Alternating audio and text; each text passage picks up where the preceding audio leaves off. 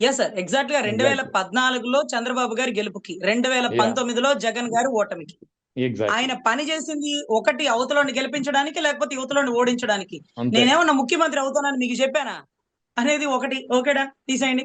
తర్వాత ఆయన చెప్పిన ప్రథమ మాట టీవీకే విజయ్ గారిది ఏదైతే ఉందో, హ్మ్. ఊళ్ళో పెళ్ళికి ఏదో హడావుడి.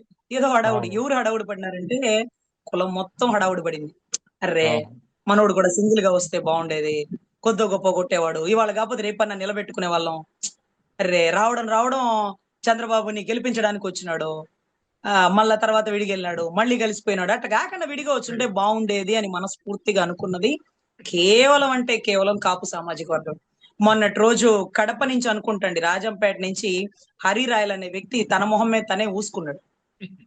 ఆయన్నెవరు ఏమనండి. మా మొఖాల మీద మేమే ఊసుకుంటాం అనే పరిస్థితిలో అతను తన మొఖం మీదే తను ఊసుకున్నాడు.